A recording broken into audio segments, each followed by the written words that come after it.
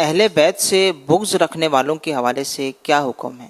اہل بیت سے جو محبت کرتے ہیں ان کے لیے تو یہ بشارت ہے کہ جو شخص اہل بیت سے، میرے اہل خانہ سے، میرے اہل بیت سے محبت کرے گا، یہ فرمان عالی شان کا خلاصہ ہے سرکار کے صلی اللہ علیہ وسلم، میں اس کی قیامت کے دن شفاعت فرماؤں گا۔ تو ظاہر ہے کہ جو بغض و عداوت رکھے گا تو اس کا تو ٹھکانہ کہیں بھی نہیں ہوگا، مرنے سے پہلے ہی ہو سکتا ہے کہ عذابوں میں، مصیبتوں میں گھر جائے، اور مرنے کے بعد قبر میں تو پھر جو ہو سو ہو، قیامت میں جو ہو سو ہو۔ فرمانے نانا حسین صلی اللہ علیہ وسلم رضی اللہ تعالیٰ عنہ، جو شخص اہل بیت سے بغض رکھے وہ منافق ہے۔ ایک حدیث پاک میں فرمایا، اس ذات کی قسم جس کے قبضہ قدرت میں میری جان ہے، میرے اہل بیت سے بغض رکھنے والے کو اللہ پاک جہنم میں داخل کرے گا۔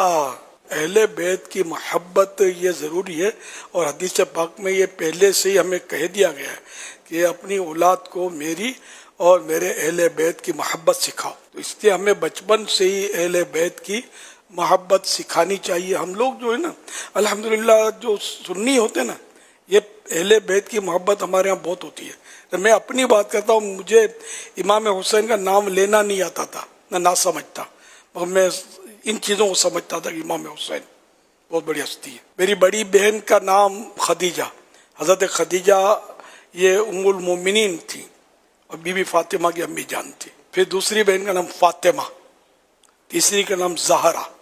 تو یہ ہماری اہل بیت سے محبت، تو یہ الحمدللہ ہمارے گھرانوں میں سیدوں کا ادب، سیدوں کا احترام، سیدوں کی اہمیت۔ تو سید رشتہ دار کس کے ہیں؟ امام حسین کے رشتہ دار ہیں، ہے نا، پیارے آقا صلی اللہ علیہ وسلم کی آل ہیں۔ ہم سب کو چاہیے کہ ہم اپنی اولاد کو بھی، ہمارے دیکھیے بچے الحمدللہ جو اب جو دعوت اسلامی کی میں خاص بات کروں کہ بچے کو امام حسین اہل بیت کی محبت کرتا پائیں گے آپ۔